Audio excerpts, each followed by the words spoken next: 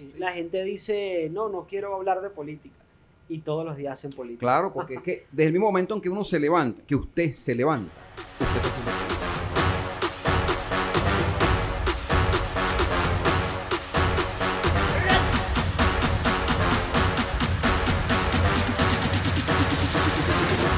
Bienvenidos a nuestro primer episodio de Derecho Cinético, un podcast de Linares y Asociados. Soy Daniel Linares, soy doctor en Derecho y me acompaña el doctor Franklin Miranda, socio de este prestigioso escritorio jurídico.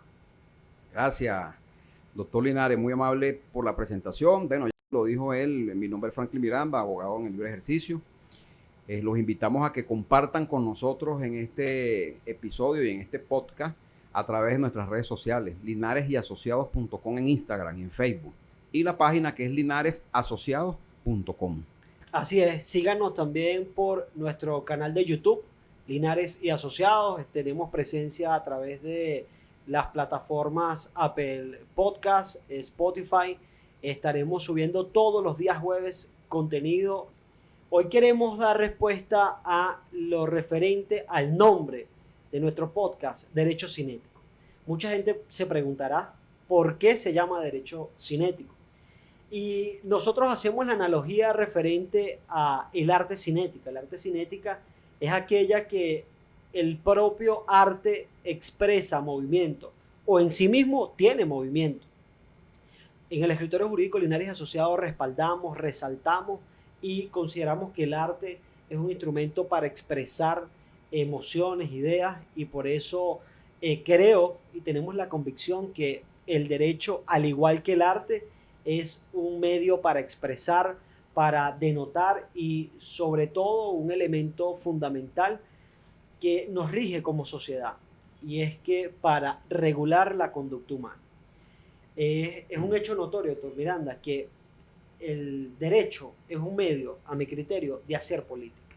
No existe forma en el que una vez constituido un Estado entendiéndose que es población, territorio y gobierno, una vez que ese Estado ya se encuentra constituido, no exista la forma de ejercer en él la política, sino por medio de efectivamente el derecho, ya que hemos concebido a través de las cátedras, de las escuelas de derecho, que todo aquel pedimento, rogatoria, cualquier ejercicio que una persona haga en su vida cotidiana comprende un derecho, pero no hay manera de hacerlo eficaz, no hay manera de hacerlo legal, esa exigencia, si no se encuentra previsto en una norma o es en el primer orden el deber ser, porque también reconocemos que existe lo que es el ius cogens, que es el derecho de la gente, un derecho que no necesita estar previamente descrito para su exigencia. Por ejemplo, hay países, si existiese algún país donde no estuviera prescrito el derecho a la vida como una protección del Estado, pues cualquier persona pudiera exigir que se le preserve su vida, aunque no se encontrara previsto en un ordenamiento jurídico que a esa persona se le debe preservar la vida. Saliéndonos de esa excepción, desde que entonces la humanidad se comprende como una humanidad organizada, es inevitable concebir al derecho como otorgarle al derecho su papel protagónico dentro del desarrollo de la sociedad. Y considero que la política tiene su base fundamentada en el derecho. Sí, una apreciación muy buena, José Daniel, porque al final una forma de hacer política es precisamente haciendo el ejercicio del derecho. Toda vez que la sociedad se compone o se comporta. Resaltando que estamos hablando de la política como fuente de derecho y no la política comúnmente conocida como la política partidista, que refiere no más ni menos que a las intenciones de determinados partidos políticos en proveerse de sus objetivos, y para ello, bueno, utilizando todo lo que el derecho le prevé a ellos. Estamos hablando de política como fuente constructora de derecho. Sí, bien bueno que aclaraste ese concepto, aclarado ese tema, ¿no? Ese no, espacio, es necesario. Porque al final pudiera tener una confusión y efectivamente la cosa viene por allí. Sí, es que la gente ahorita dice, no, yo no quiero hablar de política. Por donde tú lo estás señalando, ¿no? porque al final Perdón, nosotros disculpe que lo interrumpa. nos relacionamos unos a los otros en función de qué tipo de normativa nos está regulando nuestra conducta, y por ahí es que viene la cosa. Sí, la gente dice, no quiero hablar de política, y todos los días hacen política. Claro, porque es que desde el mismo momento en que uno se levanta, que usted se levanta, usted está haciendo política. Claro, porque es la forma de relacionarnos uno con otro. Eso, cuando decimos hacer política, Así es. estamos diciendo que usted está haciendo valer su derecho. Así mismo es. Y desde la concepción del nacimiento del derecho, desde que se concibe ese constitucionalismo del derecho, eso es parte de hacer valer el derecho, es la concepción de la política. Así Es mismo la es. instrumentalización de cómo, cuándo y dónde hacer valer un derecho. Y entonces hoy nosotros nos corresponde pues decir que el derecho está en permanente y constante movimiento. Por ello el nombre de derecho Por ello, cinético. el nombre de este podcast, Derecho Cinético, porque está en permanente movimiento. No hay un derecho estático, es un derecho permanente. Y más en Venezuela, desde la promulgación de la Constitución de 1999, que estableció introdujo una cantidad de elementos que por vía de consecuencia es necesario que se adapte toda esa normativa constitucional y se reglamente en función de leyes y se le vaya dando forma pues, a esa constitución en función de las nuevas leyes, en función de los nuevos mecanismos, en función de los cambios sociales que hemos tenido o que hemos transitado de ese tiempo hasta ahorita.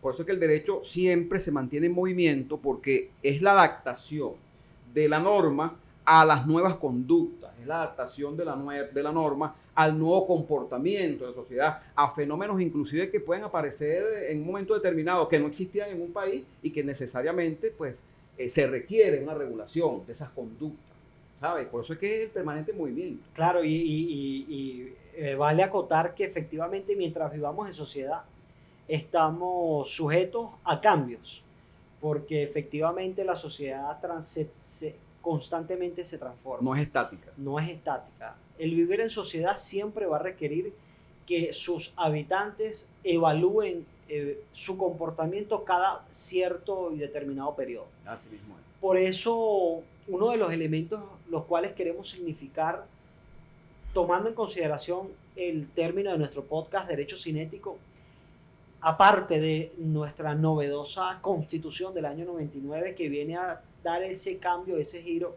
de nuestra anterior Constitución del año 1961, es cómo se concibe en la actualidad la realidad de los derechos humanos.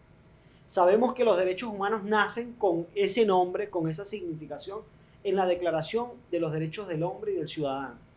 Luego de toda esa pugna de todas las revoluciones que acompañaron la Revolución Francesa, Inglesa, todas aquellas revoluciones que hicieron o que permitieron que ese estrato de la sociedad que no se estaba tomando en cuenta tuviera una participación, y eso conllevó a que todas las bases de ese tiempo y de ese momento en el derecho, todo se concibiera nuevamente. Hoy en día sigue teniendo vida, en razón de que lo que en ese momento se consideró como un derecho humano, por ejemplo, no podían existir ciudadanos con categorizaciones de nivel. Uno era un aristócrata, uno era parte de la monarquía, otro era un simple plebeyo. No, eso se va erradicando con el cambio que va ejerciéndose en la sociedad de ese momento. Y por las transformaciones. Que sufren las sociedades, por las transformaciones que inclusive sufre la conducta de la gente en la sociedad. Sí, la percepción de cómo se ven las cosas Así van mismo cambiando con el tiempo, en razón de que quienes produjeron ese conocimiento ya no están, sino que se eleva un nuevo conocimiento en otras generaciones, quienes son estos quienes identifican el cambio. Y no solamente se va perfeccionando, es decir, conocimientos que en un momento, de una manera primaria se dan y que se van perfeccionando en la medida que vamos avanzando como sociedad. Y a quienes toca relevar, bueno, tienen que adaptar ese avance de la sociedad, adaptarlo a las normas. Si usted me pregunta mi opinión o me preguntas tú mi opinión a mí, Daniel, para mí todo converge en los derechos humanos. Sí, imagínense, pero lo importante es resaltar cómo van cambiando. Uno de los derechos humanos más de reciente data, uno de los muchos, es el derecho a la mujer a ejercer el sufragio. Cuando se conciben se dan los primeros pasos de resaltar los derechos humanos, existieron países que por su propia idiosincrasia ejercieron resistencia sobre algunos elementos básicos de lo que hoy en día de manera unánime se consideran derechos humanos. Así es. Las Así mujeres mismo. no podían ejercer el derecho al voto, hoy en día lo pueden ejercer. Hoy en día, en nuestro año 2023, hay derechos que no son concebidos como derechos humanos y hay quienes pretenden que se le categorice esa protección como una protección del nivel de un derecho humano.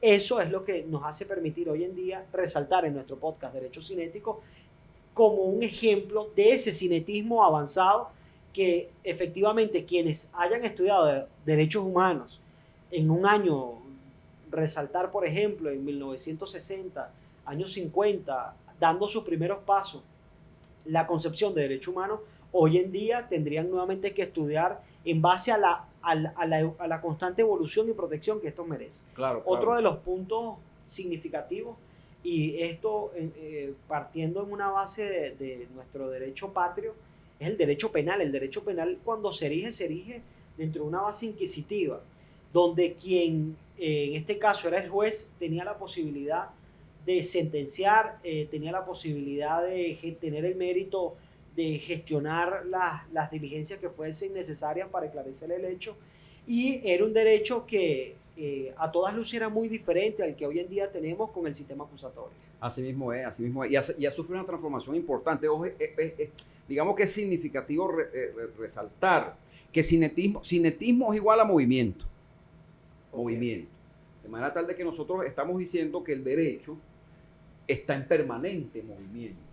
Y en materia de derecho penal, aquí han habido avances importantes, muy, muy importantes. Yo me recuerdo cuando existía el Código de Enjuiciamiento Criminal, no sé si tú te acuerdas, el Código de Enjuiciamiento Criminal, que se hablaba de los famosos 16 días. Bueno, a lo mejor se me cayó la cédula, ¿no? Para quienes nos escuchen, el doctor ejerció en el Código de Enjuiciamiento Criminal y yo ejercí en el Código Orgánico Procesal Penal, y tenemos la experiencia vivida, se pudiera decir, así mismo es, de ambas experiencias, de ambos códigos. Que eran 16 días que le otorgaba ese código, en este caso al detenido, para que en esos 16 días el órgano investigativo, que en aquel cuerpo las siglas eran CPTJ, Cuerpo Técnico de Policía Judicial, tenía 8 días para investigar y 8 días que le otorgaba ese código al juez para que esa investigación siguiera. Hoy en día, con el Código de Enjuiciamiento Criminal, con el Código Orgánico Procesal Penal, el Código Orgánico Procesal Penal, la cosa cambia. La cosa varía porque entonces vamos de un sistema inquisitivo a un sistema acusatorio. Sí, donde hay unos principios, afirmación de libertad, debido proceso, igualdad entre las partes, una serie de elementos que vinieron a traer la humanización de este proceso penal, que creo yo que igualmente se encuentra en esa transformación. Porque cada día en el ejercicio de la profesión se determinan si existen debilidades y cuáles deberían ser las futuras modificaciones que pudieran hacer que esas debilidades se transformen en fortalezas dentro de nuestro proceso. Y eso es lo interesante del derecho, que permite no mantenerse estático. Porque el Código Orgánico Procesal Penal ha sufrido algunas modificaciones, algunas reformas, producto precisamente de ese diario ejercicio y diaria práctica, bueno, que va señalando cuáles son las debilidades que tiene el proceso, y esas debilidades, por supuesto, bueno, la misma reforma se encargan de convertirlas en fortalezas. Claro, ello con el propósito de cubrir sí, efectivamente, esos estándares que nuestra Constitución establece en razón al debido proceso, igualdad entre las partes, y toda la singularización de que si va a existir una sentencia, esta sentencia debe ser inequívocamente una sentencia justa y proporcional en razón de los hechos que se han cometido. Y sobre todo motivada. Y sobre todo motivada, exactamente. Un apéndice allí que genera mucho vicio en medio del proceso. Sí. Porque algo que hay que resaltar es que nuestro proceso penal está en cambio, y esto es en todas las fases, en todos aquellos que hacen vida, inclusive quienes ejercen, en este caso como nosotros, la abogacía desde el punto de vista privado. Nosotros y la abogacía desde el punto de vista privado también se encuentra en cambios, modificaciones. Constantemente tiene que educarse, reprogramar la manera de pensar, porque como nosotros siempre lo hablamos, es importante que quien ejerce el derecho pueda entender el rol que ocupa en la sociedad. Así mismo es. En uno de los doctorados que estoy haciendo recientemente en Derecho Penal, una de las profesoras resaltaba la posición que tienen que tener los profesionales dentro de la sociedad. Y la abogacía tiene que resaltar su profesión dentro de esta sociedad y nosotros tenemos el rol de hacerlo. Pero bueno, cambiando el tema, ¿qué opinión merece para usted, doctor Miranda? Porque sé que esto le late profundo en el corazón. El derecho laboral, ¿qué cambio ha dado el derecho laboral? Derecho laboral sí ha dado transformaciones importantes. Desde la promulgación de la Constitución del 99, pero la más reciente es la promulgación de la Ley Orgánica del Trabajo, las trabajadoras y los trabajadores. Allí se introducen elementos novedosos. Por ejemplo, uno de ellos es el tema que tiene que ver con el desacato. El desacato, que no es otra cosa que cuando el ente administrativo, en este caso la Inspectoría del Trabajo correspondiente, dicta una decisión administrativa, una orden de reenganche, que la orden de reenganche no es otra cosa que un trabajador fue despedido de manera injustificada, se amparó ante el Ministerio del Trabajo, es decir, colocó su procedimiento en las manos del Ministerio del Poder Popular para el proceso social de trabajo, y allí resulta ganancioso en cuanto a que el inspector ordena que el despido fue injustificado y debe operar un reenganche. Una vez que es notificado el representante del patrono o la patrona de ese reenganche, tiene que, digamos que ese representante va a hacerlo de forma inmediata. Entonces la figura del desacato consiste en que si no se cumple de manera efectiva ese reenganche, sencillamente el inspector o inspectora del trabajo, imagínese tú esto, el inspector o inspectora del trabajo tiene la posibilidad de realizar su actuación correspondiente y todas esas actuaciones hacer la correspondiente notificación al Ministerio Público. Esto en caso de que no se ejecute el reenganche, exacto, de que no se ejecute la decisión. O sea, yo soy el patrono, recibo la comunicación y usted no ejecuta esa decisión, omiso. entonces usted está cayendo en la figura del desacato, que es novedoso.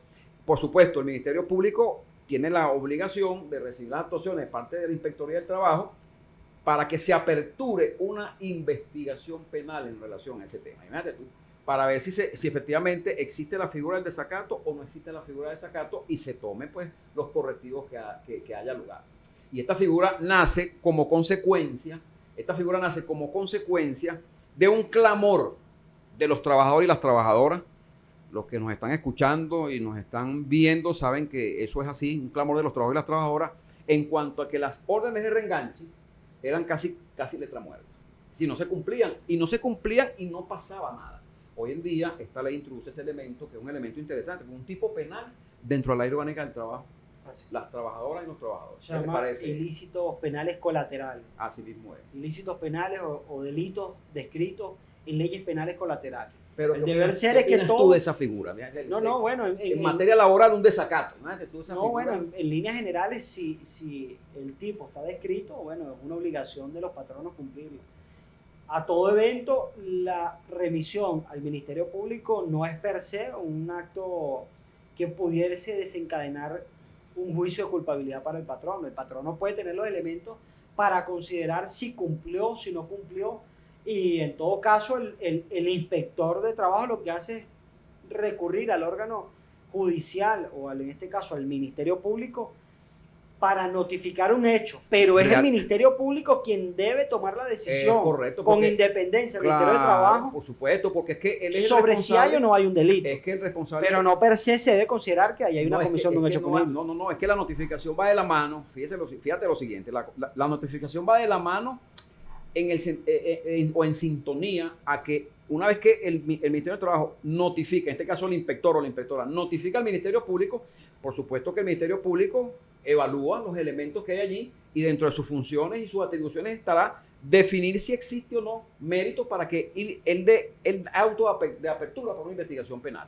Por supuesto, la investigación penal va a arrojar los elementos que por vía de consecuencia pueda encontrar el fiscal o la fiscal que apertura esa investigación, y eso traerá como consecuencia la responsabilidad o no de ese patrono o esa patrona. Y invito a quienes nos escuchan o nos miran a través de las diferentes plataformas a que hagan su comentario. Si eventualmente usted es empresario, es uno de los catalogados como patrono en la Ley Orgánica del Trabajo, haga su comentario en relación a esto. ¿Alguna vez ha sido usted ¿Ha sido usted notificado de un reenganche de un trabajador? Si ha sido así, ¿lo ha reenganchado, no lo ha reenganchado? ¿Ha sido notificado el Ministerio Público en esa operación? Lo que es importante es que nosotros podamos resaltar en este episodio, de este podcast, que la Ley Orgánica del Trabajo trae como elementos novedosos, ¿sí? Valga la redundancia, elementos o cosas que no estaban descritas antes en las leyes anteriores. Sí, o no estaban siendo protegidas con la ley anterior. Así es. Igualmente, si eres empleado y te encuentras en una posición como esta, déjanos tu comentario. ¿Acudiste a la Inspectoría de Trabajo? ¿Cuál fue la apreciación? ¿Qué indicaron? ¿Notificaron al Ministerio Público o no? Esto es importante que lo dejen en los comentarios, puedan interactuar. ¿Se cumplió o no se cumplió el de reenganche? Respecto a su apreciación sobre este acontecimiento. Y es así, el derecho se encuentra en constante movimiento y por eso nuestro podcast lo hemos catalogado con este nombre.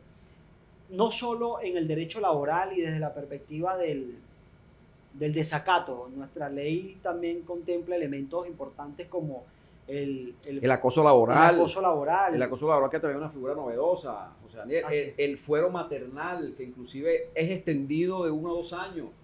Y el fuero maternal es extendido al padre también. Esas son cosas novedosas. Es más, la Ley Orgánica del Trabajo, los trabajadores y las trabajadoras, o las trabajadoras y los trabajadores, te dice que el trabajo es un hecho social, es un proceso social. Es decir, que viene con ese concepto intrínseco muchas cosas. Claro.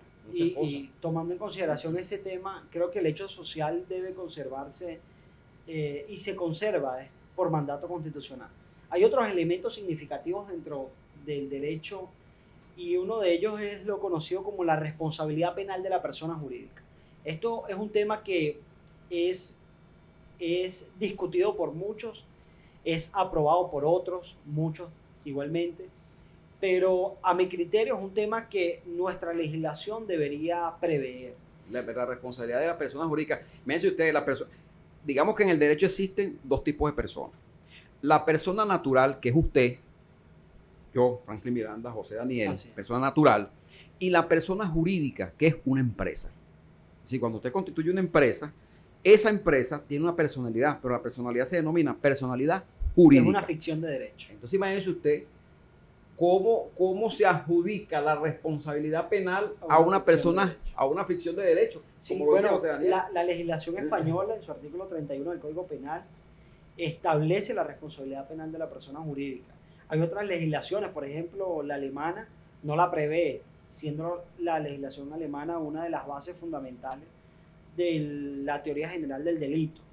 Algunos pioneros y padres doctrinarios han salido de esa jurisdicción. Sin embargo, existe la posibilidad, desde el punto de vista de lo que es el derecho registral, las actas constitutivas, la constitución de fideicomisos y todo este tipo de personalidades jurídicas de ficción, la posibilidad de que por medio de estas se genere un compendio de personas jurídicas que en sí mismas sean el medio, y no solo el medio, sean ese presunto sujeto activo para cometer un hecho punible en compañía de personas naturales. Pero imagínate tú lo complejo de eso. No, ha sido súper complejo el desarrollo.